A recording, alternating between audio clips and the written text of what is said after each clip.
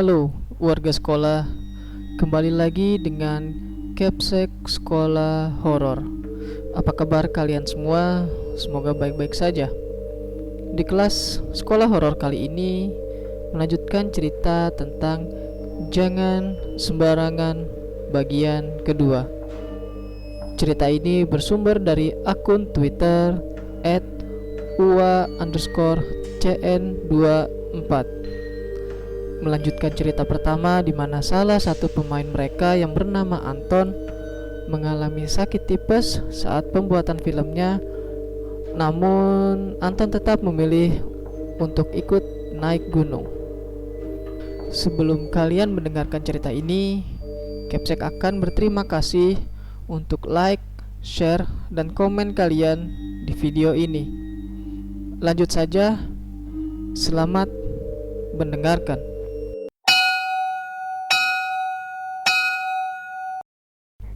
Sumpah, bikin gue takut banget. Temen gue pun sama, ngerasa takut juga.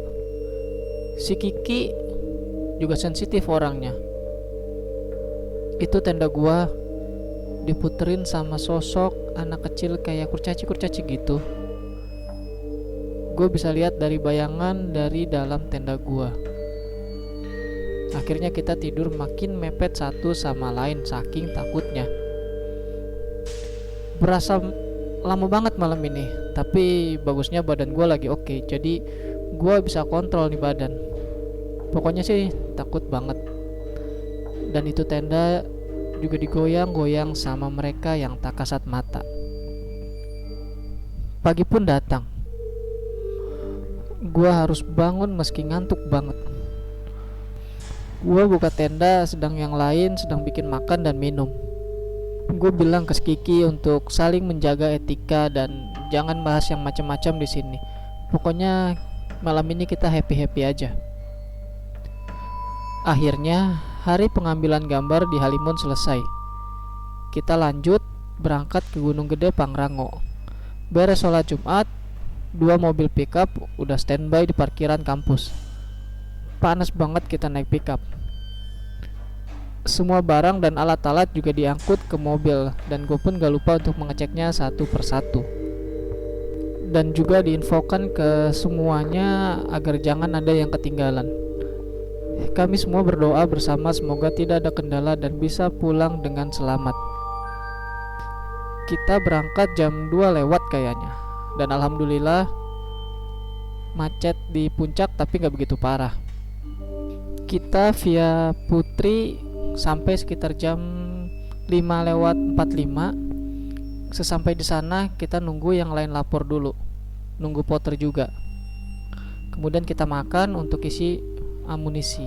Sekitar jam 7 malam perjalanan baru dimulai.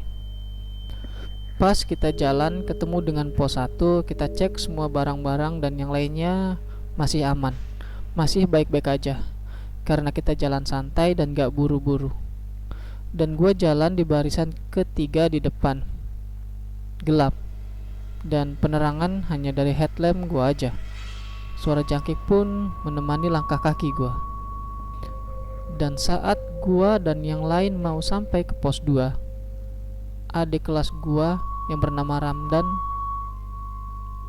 dia kambuh asmanya. Kita pun memutuskan untuk beristirahat di pos 2, dan si Ramdan dibantu memakai tabung oksigen yang kecil sehingga mampu membuatnya nafas kembali agar gak sesak lagi. Pokoknya intinya biar dia sembuh dan bisa lanjut untuk naik. Gue cuma bisa lihat dia dari kejauhan karena gue orangnya penyakut.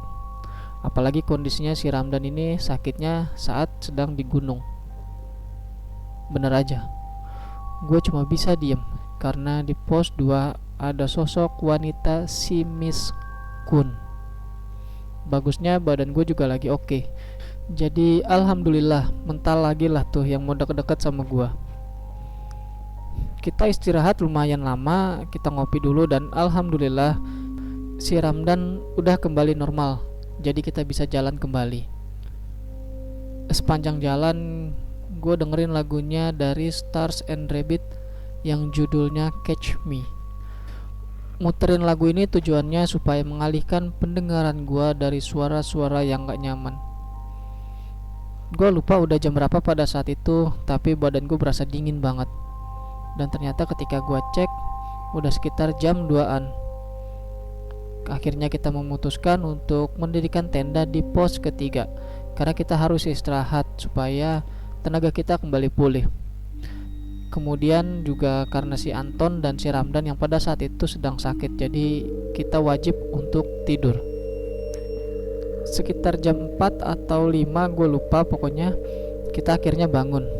Dan yang lain pun menyiapkan makanan untuk amunisi kita. Dan sebagiannya sibuk dengan merapikan tenda. Gue pun nyamperin Anton yang baru bangun. Gimana? Masih kuat gak? Anton pun menjawab, insya Allah Wak, tapi gila ini dingin banget badan gua, sampai susah gua buat tidur. Kalau gak kuat bilang ya, jawab gua. Dan tak lama Rizka datang membawa makanan dan obatnya. Gua juga ikut makan karena ya makanan udah jadi. Setelah beres semuanya, perjalanan pun kita lanjutkan. Handlamp masih dipakai karena masih gelap. Alhamdulillah hujan belum turun, karena gue inget gue naik tuh bulan berberan, ya bulan dimana biasanya hujan pada turun. Gue berjalan sambil membaca bacaan yang gue hafal. Semoga kru gue gak ada apa-apa lagi dan semuanya berjalan lancar hingga kita nanti pulang. Sekitar jam setengah 8 apa jam 9, gue sampai duluan di alun-alun Surya Kencana. Awan masih biru dan cerah banget, alhamdulillah. Dan mereka pun bahagia setelah sampai. Kita pun siap-siap buat ambil gambar, setting alat, dan mempersiapkan pemain juga. Sebagian juga ada yang membuka tenda dekat dengan puncak gedenya. Kita pun mulai tuh syuting di batu kursi. Dan gue pun tak lupa untuk membaca bacaan sebisa gue sebagai bentuk meminta izin. Dan langitnya pun berwarna biru dan suasananya pun bersahabat. Pas lah pokoknya. Alhamdulillah 1 jam pengambilan gambar tanpa kendala. Tapi hati gue ada yang gak nyaman, gak tahu kenapa. Semoga aja gak terjadi apa-apa. Tapi tetap aja tiba-tiba pikiran gue memikirkan tentang Pangeran Surya Kencana sedang memakai kudanya. Namun gue tetap berusaha untuk tenang, mencairkan pikiran gue dan terus berdoa sambil kita pun merapikan alat-alat dan menuju ke teman-teman kita yang membuka tendanya di puncak gede. Sesampainya di tenda teman-teman yang lain, ada yang sedang istirahat, ada yang masak, dan ada juga yang berfoto-foto. Sedangkan gue ya masuk tenda buat merebahkan badan ini. Di dalam tenda gue berusaha untuk gak mikir yang macam-macam, berharap semuanya baik-baik aja. Dan lagi asik tidur, gue dibangunin buat rapi-rapi barang dan harus cepet-cepet naik ke puncak. Ya udah tuh, gue pun beresin semua. Gue pun keluar tenda. Tapi pas gue lihat, cuacanya udah berubah, bakalan ada badai. Dalam perjalanan kita menuju puncak Gunung Gede, kami pun diinfokan untuk tetap siap siaga dengan jas hujan. Pikiranku makin kacau, tapi tetap harus tenang ya Allah. Semoga kita dilindungi. Itu yang terus menerus gue ucapkan. Perjalanan pun kita mulai sekitar jam 1-an. Di saat kegelisahan yang gue rasain, gue lihat teman-teman yang lain bahagia, nikmatin perjalanan. Ya itu lumayan lah, sedikit banyak bisa juga membuat gue menjadi lebih tenang. Sekitar jam 2:30 kita sampai di puncak. Jalan kita emang gak kencang karena ya pelan, yang penting selamat aja. Sampai di puncak angin udah kencang, kabut pun udah tebal. Kita istirahat dulu untuk minum kopi, ada juga yang foto-foto. Sedangkan gue lihat si Anton lagi minum obat, dan gue pun samperin ke dia. Gimana Ton? Mau naik bareng kita lagi nggak? Gak mau gue naik gunung lagi. Tapi masih kuat kan lo untuk jalan? Insya Allah Wak. Suhunya dingin banget di puncak. Semuanya pada pucat, bibir pada ungu. bikin kopi pun langsung dingin. Alhasil kita pun siap-siap pakai jas hujan. Kita di puncak gak lama, paling sekitar 30 menitan. Perjalanan turun pun dimulai. Yang udah pernah naik gunung gede pasti hafal banget jalurnya kayak gimana. Di rombongan depan ada Rison, Hakim, sama Pak Coki. Sedangkan gue di rombongan kedua ada gue, Anton, Kiki, Etika, Ariska, Siti, Ramdan. Dan gue lupa satu lagi saudaranya Setika, siapa namanya. Hujan sudah turun. Gerak gue kali ini harus lebih cepat buat ngejar rombongan di depan. Tapi gue juga gak boleh egois di saat yang bersamaan, karena gue juga bawa teman-teman yang baru kali ini banget ikut untuk naik. Dan pula ada Anton yang kondisinya lagi sakit. Dan hujan pun makin deras. Dalam hati doa gue makin kencang. Namun rombongan depan udah gak kelihatan. Gue bilang ke yang lain untuk makin rapet, jangan sampai ada yang lengah karena hujan dan udah gelap. Rombongan ketiga juga belum kelihatan, posisi mereka ada di belakang rombongan kita.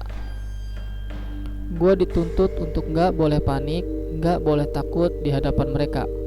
Padahal dalam hati gue sendiri takut banget. Kita jalan santai dan gak boleh egois. Berkali-kali gue ngecek teman-teman yang lainnya. Tapi gue merasa kayak berjalan di situ-situ aja. Gue pun menyuruh yang lain untuk berhenti, istirahat sejenak, dan ngecek peralatan. Alhamdulillah semuanya masih lengkap. Gue inget sama jalur tanjakan setan. Dan di jalur ini, ketika gue nengok, ada sosok kakek yang gak pakai baju, cuma pakai celana putih. Badannya pun kurus.